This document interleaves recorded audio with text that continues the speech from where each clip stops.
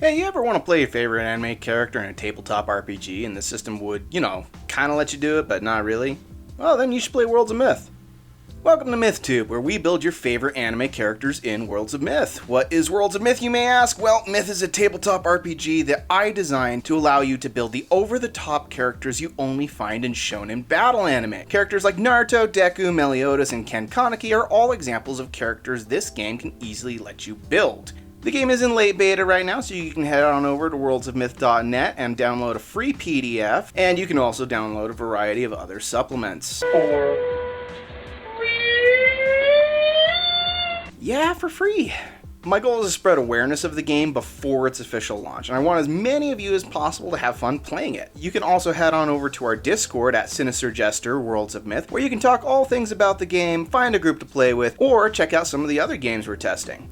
But without further ado, let's talk about who we're building today. So today we are building Megumin from the series Konosuba. If you haven't seen Konosuba yet, go and watch it. It's a great comedy that parodies isekai and the Western fantasy gaming tropes. This show is hilarious. It follows this guy Kazuma who gets isekai to a fantasy world, pretty typical stuff, and he gets a group of 3 powerful and gorgeous women to follow him around, again, pretty standard stuff. Except not really. In the party you got your cleric, your paladin, your wizard, and your rogue. Except that the paladin can't land an attack and is a sick masochist constantly getting off on camera by throwing herself in harm's way. The cleric is about 32 cards short of a full deck, but at the same time too stupid to know she's stupid, so she's completely nerfed. And then the rogue, who is easily the weakest member of the party, is the only guy with enough common sense to make the rest of the group actually function. And then you have our girl Megumin, the lolly. Cause every harem needs a lolly, come on, otherwise the collection just isn't complete. Still, you gotta feel bad for her. I used to think that Megumin was really super young, and she is a teenager, but at the same time, Yunyun, and yes that is her real name, was at the same magic school as her, which means these two characters are the same age. And you can say that that is just how genetics do sometimes, but poor Megumin here was so broke she had to duel Yunyun once a day for a freaking sandwich. Which is why one of these girls grew up with the body type of a washboard and the other has the jiggle mechanics of a dead or alive character on volleyball day.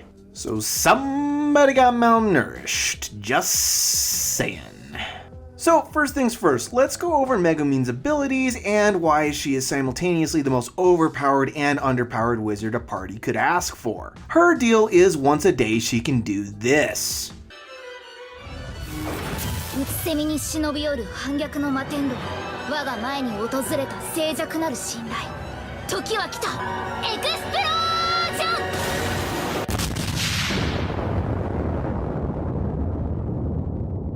And that's it. She can do her explosion once per day and then she is useless. Once she drops her load of magic, she is done. She is out. She is finished. She cannot perform anymore. Her legs are jelly. Kazuma has to carry her. She is just done. So how do we build her and what tier do we put her in? Well, Megumin and friends have defeated several demon generals, and I would probably put some of these guys in high 4th tier, maybe even 5th tier. But more importantly, this is a meme build, and in order for it to work the way I want it to work, we need at least one epic level. So we're gonna build her as a level 16. Just to reiterate the goals for this build, Megumin is capable of one big giant spell a day. So we are going to do our best to make it so you have to spend all of your myth in one giant attack. It's a tall order to try and make a bad yet also kind of good character, but here we go. So first off, stats. We are gonna go with 3 speed, 1 power, cause you're a caster, not a lifter, 4 skill, 5 cunning, and 4 heart. Megumin might be a little dumb in all other ways, but she knows her magic, or at least one magic. Next, for her race, I did a bit of debating on this one. Megumin is technically a Crimson Demon, but that name was given to her race by an isekai visitor as a joke, and there isn't really anything demonic about her. I also considered making her a witch from the beta races, cause she's got the hat, but that race is based around having a familiar summoning. And she's got that little cat thing, but it doesn't really do anything.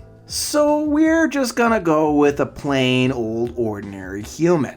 As a human, you get an additional +2 upgrade points at level 1. For your spell schools, you get Vitamancy and an elemental and spiritual spell school of choice. We'll go with Pyromancy for obvious reasons, and then we'll go with Shadowmancy. You might be cute as a button, but your soul is full of edge. Or at least it's trying to be. Next, we get an additional 10 elemental or spiritual spell schools of choice or spell affinities of choice. We're gonna go with Aquamancy, Aeromancy, Geomancy, Electromancy, Hexmancy, Hypnomancy, Echomancy, Botanomancy, Chronomancy, and Mirrormancy. We could totally make our build more efficient if we traded half of those schools for affinities, but we don't want efficient, we want to spend our entire load in one spell. For talents, humans get 3 upgrade points toward any talents of choice. We'll put all of those into Arcana level 3. This will give you +10 to cunning rolls to figure out all things magic. It will also give you the spell Negate level 1, which allows you to spend an action in order to make a cunning versus cunning roll against a target maintained spell.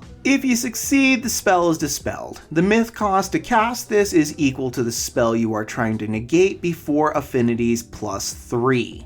For her level 1 kit, we will first pick up the Beta Gene Isekai variant level 1. Kinda ironic since Kazuma is the actual Isekai visitor, but we really need this gene because it gives us access to one level 1 ultimate spell once per day. This ignores the fact that we are not an epic character and that we may or may not meet the minimum required upgrade points invested in that spell school. We're going to use this to pick up Meteor level 1. This will be your once a day explosion you can drop on frogs. We will also go ahead and pick up dual wielding so you can put all of your spell hands into dropping the biggest meteor you can. By spending the base cost of the spell of 20 plus another 10 from the dual wielding myth cost, we can cause an explosion with an offense 14, damage 60, range 200 feet, explosion radius of 60 feet. And at level 1, there's not much that won't kill. But I still have 10 myth left, and that's a problem, so we'll go ahead and pick up Fire Strike level 3. This will make it so you can spend a passive action in 10 myth before casting Meteor in order to add +14 fire damage to the attack, which will bring your myth down to 0 after using one single attack. Achieving goals feels nice. Next, we are gonna skip all the way to level 15. Level progression in Konosuba is a little hard to track. Like, you know they're getting better, but it's not always clear just how powerful they are in comparison to the other adventurers and monsters, just cause that's not really the point of the show. The point is jokes. Plus, as previously mentioned, this is a meme build, and if I have to try to perfectly mimic the one explosion wonder per day archetype for each tier, I'll probably end up pulling my hair out. So we'll just take her up to her last non-epic level and then finish things off with level 16. By level 15, you will have gained +70 HP, +140 myth, 2 stacks of overcharge, 76 upgrade points, which becomes 99 after human bonuses, and 14 stats. We'll go ahead and put 6 of those stat points into skill, and then another 3 into cunning, and 5 into heart. Next, we're gonna work on getting our explosion as explosive as possible, but in order to do that, we're gonna have to work on our stats. First things first, we're gonna pick up the Gene Clown's Insanity level 3, cause you're a little bit unhinged. This will give us +2 cunning and 5d4 chaos dice. These dice can be added to a variety of things, but we'll probably just use them to add extra damage to our explosion. But the real reason we're picking up this gene is because it is one of the few methods in the game of obtaining both spiritual spell schools. Holymancy and Shadowmancy have great natural synergy with each other, so in Worlds of Myth there are only a couple of methods of obtaining both. This is one of them. Next, we'll pick up the gene's Skill Enhancement, Cunning Enhancement, and Heart Enhancement at level 3. These genes give each of the corresponding stats +5 and +2 to their stat caps, so we'll also go ahead and pick up Improved Skill, Cunning, and Heart level 2. After that, the last gene that we will pick up will be the Awakening Gene level 3, which will grant us 7 stat points we can do whatever we want with. We'll go ahead and max out our heart real quick, and then we'll dump the remaining 6 stats into speed to give you some better initiative.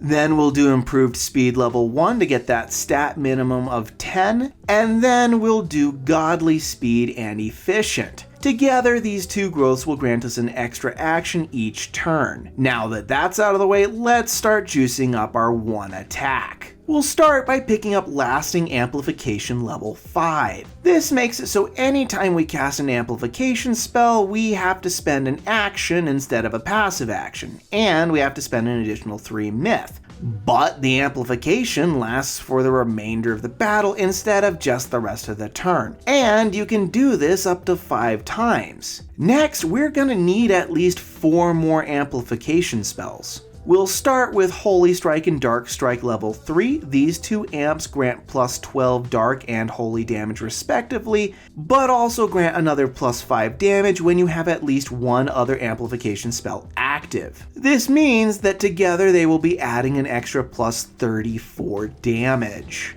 We'll also go ahead and pick up Lightning Strike. Does Megumin's explosion have electricity in it? You don't know. It just seems like a hodgepodge of glitter and death and fire in there, so we're just gonna take some liberties. This spell gives your attacks plus 12 electric damage, and you can spend an extra plus 1 myth up to 3 times in order to add plus 2 damage each pop. That totals up to plus 18 electric damage. Finally, we'll pick up Wind Strike level 3. This will give us plus 2 offense, plus 10 wind damage, and plus 10 feet range to our attacks. Together, all of these amps will give you plus 76 damage, but that's just not enough damage. So we'll also pick up the spell technique Charge Up level 3. By spending 2 actions and 10 myth, this lets us Dragon Ball Z charge up in order to store an extra stack of overcharge that immediately gets spent on the next ability we use that uses overcharge.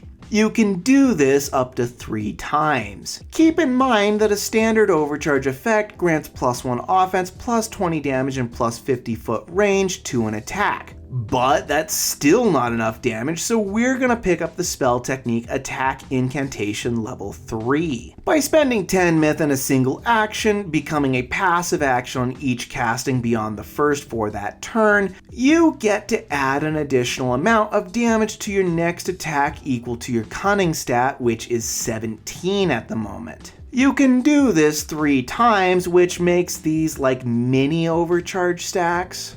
Next, we'll get Spiritual level 5 and Wisdom level 5. Together, these will give us an additional plus 150 myth, which might sound counterintuitive to our goals, since we are trying to spend all of our myth in one pop. But you'll see at the end, it's gonna be great.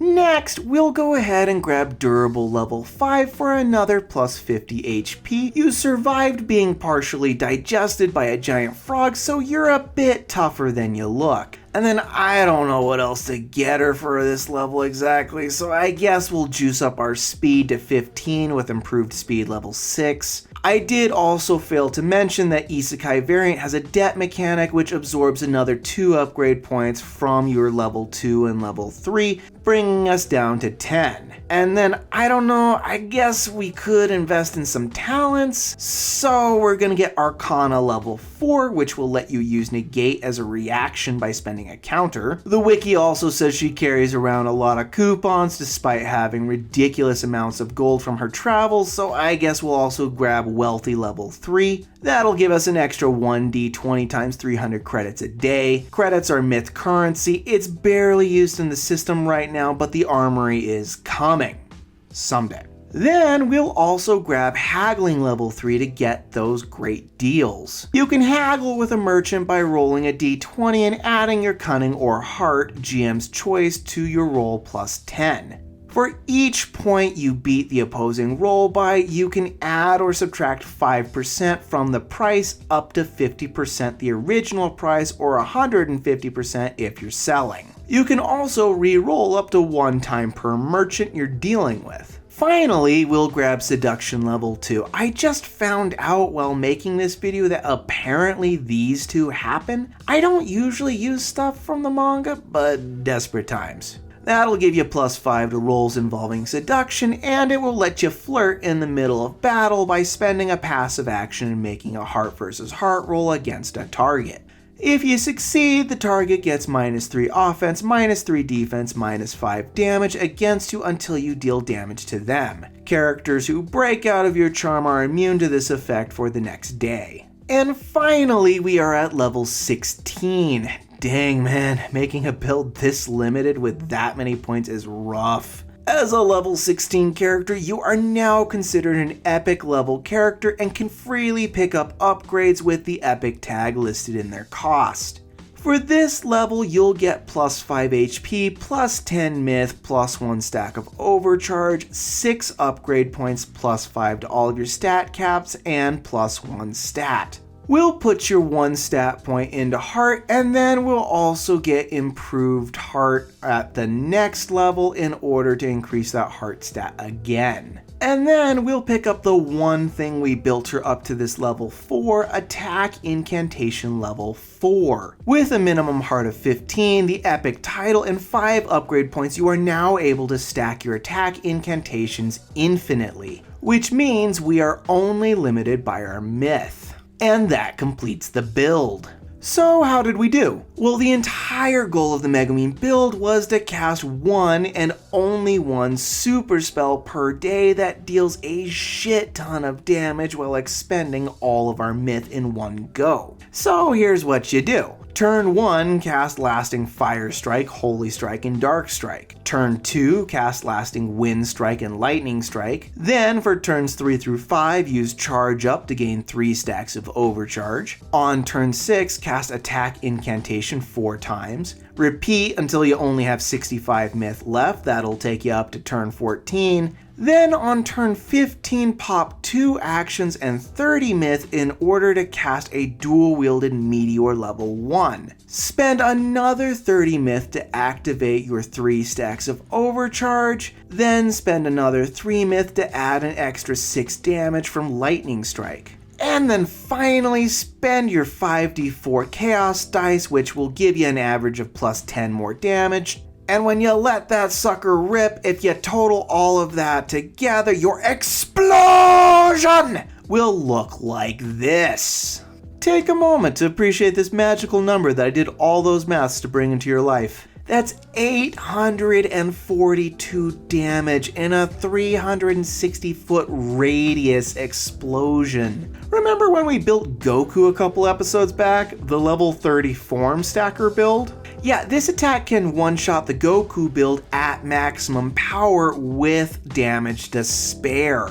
And I mean, it only takes 15 turns to wind up, but you're Megumin, that's why you have a party protect you while you do your one useful thing per day. So dramatically point at the sky, speak your long foreboding incantation, and rain fire down on all those giant frogs with a loud explosion! Had to do it one last time. And that's the video, folks. Please give me a like and subscribe, as it really helps me to make more content both on YouTube and off. And also give me a comment in the comment section below what you would think would make a better Megumin build. If you want to try out the game for yourself, you can head on over to worldsofmyth.net. As of the release of this video, I am still giving out free copies of the beta version of the game up until its official release. You can also head on over to our Facebook group at Worlds of Myth RPG or our Discord at Sinister Jester Worlds of Myth if you want to chat with the other community members and find a group to play with.